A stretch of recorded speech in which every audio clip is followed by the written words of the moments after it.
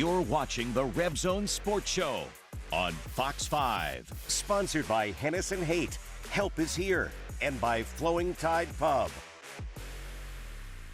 Thomas and Green both back with Williams. Play fake to the middle. He's got his man. Ricky White the third gives UNLV the lead once again. What an unbelievable environment tonight. I'm really thankful for the city responding the way they did. Felt like a real game and a real program. And hate to lose one, and we understand we're disappointed. We had opportunities to win it, and we came up short in a lot of areas. And I know we're early in the year, but man, it's one of the most fun groups I've ever coached. Just the effort they give, the way that they will go to work, and we knew that it was going to have to be won. And my guess was, and talked all week about, we got to start fast, but man, we're going to have to finish really, really strong. It was going to have to be won in the fourth quarter. We understood that. We just need to stay in the arena, so to speak. Welcome into the RebZone from Allegiant Stadium, home of the Rebels, and it was rocking tonight for UNLV's matchup against Syracuse. The Orange walking away with their first road win this season in overtime, 44-41. But Coach, what I saw from your guys tonight, really giving 1,000% effort each down. Your team is one tough team. Well, I hate that we came up short. We continued to battle. I was glad to see that. We didn't start very well, but they stayed in there, and I hate to come up short because you made enough plays, a couple block punts. We couldn't get off the field defensively on third downs enough to make a difference in the game there on that side. Offensively, this kept making plays, and it was huge. But I do think our special teams, with the punt block and then the one that affected and turned the ball over, for the short field, I thought that kept us in the game. It captured momentum for us. Penalties obviously were deadly, and we've got to get those fixed. And there are some things there that obviously I think should have been called, and then we've got to learn from it, because if we don't, then that will continue to hold us back. What have you seen in the last week from your team? A quarterback change, a new Mountain West deal, first time in the AP poll. What maturity are you seeing from your team this season? I think they understand big picture on how important every single rep is, how important every single day. We only get a few opportunities to really go compete, and that's what makes this one sting, because we did have a great week of preparation. We did do some really good things, but we came up short. But the team will continue to grow. We'll continue to get better. And, if we continue to move in the right direction, we'll be where we need to be in November. The Rebels take the field for the first time in program history, ranked in both the AP and coaches poll. The 25th ranked Rebels taking on ACC opponent Syracuse in front of 31,329 at Allegiant Stadium. Fast start for the Orange in Las Vegas. Syracuse in the red zone. Kyle McCord tosses the ball to LaQuint Allen, and Syracuse jumps on the board first. Next Orange possession, and Allen is back in the end zone with his second touchdown of the night. Syracuse zips to 14-0 over UNLV. Rebels respond in the second quarter. Jaden "Jet" Thomas takes off 42 yards, and the Rebels are in the red zone.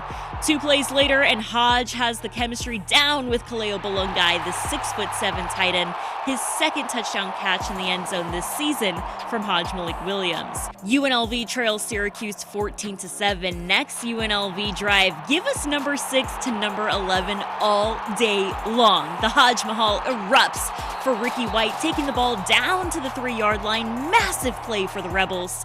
Next play, botch snap, a Hodge Malik wheels runs to the corner of the end zone, and the ball's over the goal line. UNLV adds another 7 on the board. The Rebels would score 21 unanswered in the second quarter. Hodge with a dime to the Texas transfer, Casey Kane in the end zone. The Rebels steal the lead 21-14 over Syracuse. UNLV's defense playing lights out, keeping the Orange out of the end zone. Syracuse would settle for a field goal, and the Rebels are up 21-17 at the half. The thriller continues in the second half. Kyle McCord connects with LeQuint Allen on third down, and that's touchdown number 3 for Allen. Syracuse steals the lead 24-21. The Rebels turn the ball over on the next drive, and the Orange capitalize. Yassine Willis breaks free, 21 yards to the house, and Syracuse is up by 10, 31-21. After a Rebels field goal, UNLV continues to dominate on special teams. Ricky White is an absolute stud on special teams. His second block punt of the season would be recovered by the freshman linebacker Charles Correa. The Rebs tie up the game at 31. Next drive, Syracuse looking to respond, but Jackson Woodard's domination continues in the red zone, coming up with his second pick of the season.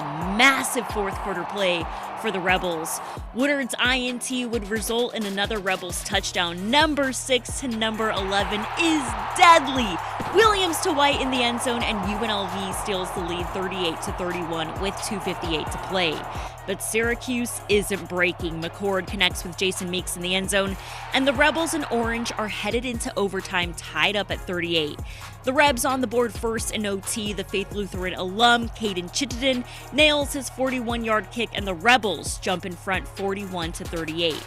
The controversial play of the weekend is right here. Woodard stops LeQuint Allen on third down, but a roughing the passer penalty is called on Alexander Whitmore, resulting in an automatic first down for Syracuse. A heartbreaking ending to the night for UNLV, as Syracuse would score in overtime, improving to 4-1 this season, leaving Las Vegas with a 44-41 OT win, handing UNLV their first loss of the season. Despite the heartbreaker on Friday night, Hodge-Williams showed off more of his playmaking ability. Another efficient performance from the sixth-year quarterback, 21 of 25 for 227 yards and 3 touchdowns. He did throw his first pick of the season against Syracuse, but also ran for 53 yards and scored his second rushing touchdown of the season. Yeah, I really believe that he looked more in control. If things did break down one way or the other, either protection or coverage on the back end, he was able to extend and make plays. I think, he's just going to keep getting better and better and better, and that's really exciting for us because, he is such a dynamic athlete. And then tonight, I think he had 4 incompletions on the entire day, and that's a pretty good performance in what he was able to do. Speaking of elite players on your ball team, Ricky White, 2 block punts this season. And what a play from Charles Correa, Bishop Gorman freshman. I believe we've got the best special teams coordinator in all of football. And the way he puts guys in position, but then the way the guys go execute. We've got starters on offense and defense that are starters on special teams, and that's continues to be our X factor. They've got to be in our favor, and if we have that opportunity, just like on the punt tonight, what great hang time, and then Jono made such a big play for no return. Those things are going to end up winning us games, and tonight they kept us in the game. You're watching the RebZone Sports Show on Fox 5. Sponsored by Hennessy Haight. Help is here. And by Flowing Tide Pub. Oh, it's a big Friday night matchup here at Allegiant Stadium. 25th ranked UNLV getting ready to host Syracuse for the first time ever here at Allegiant Stadium. And to kick things off for tonight's celebration, we have UNLV legend in the house, Kenny Mayne, former UNLV quarterback, longtime sports broadcaster. Kenny, you're hosting a pregame here at the 200 level by the L. Davis Torch. When you step in this building, what feelings do you get? It's fancier than where we played. That's the first. I was here for the Raiders' first game, so I've been here several times. It's a beautiful spot. It was fun driving way out there to Boulder Highway, to play in the old days, but this is definitely an upgrade.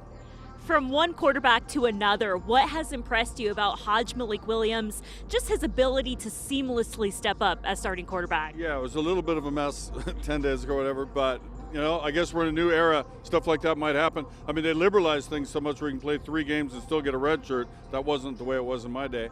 But the thing is, he was working with the ones. It wasn't so crazy like, here's this new guy. It's like they already knew him and believed in him, rallied around him. They put up a ton of points. I hope they do again tonight. I hope they do all season because I just bet UNLV to win the national title. said 1,000 to 1, get on board. It probably came down after my bet. They're talking around town right now. Want to wrap it up with Barry Odom, 4-0 for the first time since 1976. I know you've been out to the facility a few times. What do you respect about Coach Odom? I just like how his practice looked. There seemed to be efficiency, kind of a good spirit, good ethic. Not that, other teams don't show hustle and all, but everybody knew where to be, and the whistle blew. Nobody's dragging. So he has got them going in a manner that says everything we do is important. We're spending a lot of time on special teams. We're spending a lot of time on all the different phases of the game, and it has been proven out now. After one really good season, they're off to another great season, so I hope they continue. 8 of 13 tonight on third down. They've been great there all season. That's an interception. Jackson Woodard picked them off. Woodard's second interception of the season turns the tide at Allegiant. The Rebels were rolling in all three phases of the game on Friday night. Mike Shear's defense went to work against Syracuse's talented offense. Coach Odom not pleased with Syracuse converting 11 of 18 third downs on Friday night. The Rebels were led by Mountain West Defensive Player of the Week, Jalen Catalon, with a game-high 17 tackles. And despite a brutal roughing the passer call in overtime, Catalon praises his senior inside linebacker, Jackson Woodard, for never taking a down off, finishing the night with 14 tackles, 2 pass breakups, and 1 red zone interception. I saw a lot of effort, you can say whatever about plays that were missed, whatever, but he gave 100% just as everybody else did. You can go across the board and there was plays that everybody missed. I missed one too, other guys can say they missed one too, but end of the day, it's a team game, I came to him and I said, look, you're my brother, I love you, and it's a short season, we still got a long ways to go, so just keep that head high and know that there's more games to play and the sun's going to rise tomorrow, and, the grace of God, we're going to continue to do what we do. They're tremendous players, and they're both going to remember the plays that they didn't make. That's what type of competitors they are. But we wouldn't have been in the game had we not had those two guys, and they continue to make plays. They continue to get better. They are great leaders. They're great workers. They're great playmakers. And not only for our football program and university, but they're great for college football. And I'm really, really proud of them. You're watching the RebZone Sports Show on Fox 5. Sponsored by Hennessy Haight. Help is here. And by Flowing Tide Pub. If you want to have success as a true freshman, you're going to want to play for Coach Odom at UNLV. Jaden Thomas moved from Atlanta to Las Vegas to break records with the Rebels. Jet finished his rookie season at UNLV with a team-high 12 rushing touchdowns, the most by any freshman running back in college football last season. I feel like I've improved tremendously. I'm still trying to add on to what I need to improve on. Lately I've been catching the ball out of the backfield more, showing that I'm more versatile. And his offense, it really works around me because I can go running back or I might go out, catch the ball. It's very fun to play. It's just very fun and actually it's unique. It's unique. He has a very creative mind, great coaching. Coach Mary, he always works us too. He wants us to get better just like any other day. Even if we face an SU team, we have to believe that we can go out there and go beat them. That's what he does for us. He gives us that extra fuel. Okay, we good. We can go beat anybody we play. Last year, the Rushing Rebels scored a program record 39 rushing touchdowns and continue to flex their depth in the running back room this season. To help the Rebels break more records this year, Thomas is taking notes of Heisman front-runner Ashton Jeanty. He's a great back, versatile, he catch, he bounces off tackles, I'm no shot, I watch his game a lot, I'm younger, he's older, I'm still trying to develop myself as a back, all 4-down back, he's a very special player, he has something coming from him in the future, and from another running back, I'm rooting for him just to get the Heisman, show everybody how running backs you still need your running backs. Thomas tells me he's having another successful season at UNLV because of the player-led culture. Another boost in confidence for Jet this season, his parents moving to Las Vegas. I'm thankful for my family for giving me everything I have. I wouldn't be here without them. And, I just try every day just to show them, hey, your son is being great. This is what you raised, like stuff like that. And it's a blessing to have him out here. You know, not too many people have their family come out here. But I'm just truly blessed to have my parents here. You know, it's very convenient for me. If I need somebody to call, talk to, eat, especially eat. But those certain things brings like a light to me. You know, some days you might feel down about something. Call mom, call dad. Just go over there, go see them. It's very convenient. You're watching the RebZone Sports Show on Fox 5. Sponsored by Hennessy Haight. Help is here. And by Flowing Tide Pub.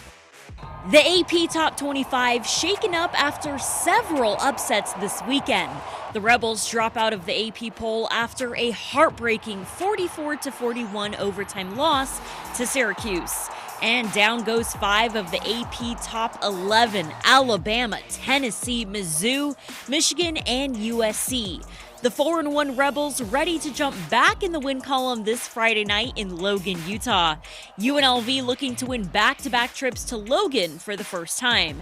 This will be Barry Odom's first game against the Aggies, who are 1-4 this season under their interim head coach. The Rebels won their last matchup against Utah State in 2022, 34-24. The Rebels scored 59 points in their conference opener against Fresno State. Coach Odom expects his mature team to respond in their first Mountain West road game of the season. We need a great week of preparation, and we got to find a way to clean up our mistakes. And then, you know, the opportunity for us in league play, we've got to find a way to get to 2-0 in league play. That's going to be so important, and we got to go on the road and do it. So we'll have a great week of preparation. Our guys will bounce back, and we've got a hunger to us, so we'll find a way to get back where we need to be. Speaking of hunger, Coach, this crowd was electric. I think everyone's hungry to see more from Hodge Malik-Williams and your Rebels. Can you talk about the fan base tonight? It was unbelievable, and you know, felt like a great home field advantage. I was so thankful for the city and the turnout they had. I thought our marketing team did a great job leading up to this. We're becoming a hot ticket, which is fun in the city, and you know, we'll continue to find a way to play winning ball. Very, very excited and thankful for what the city did to support us tonight.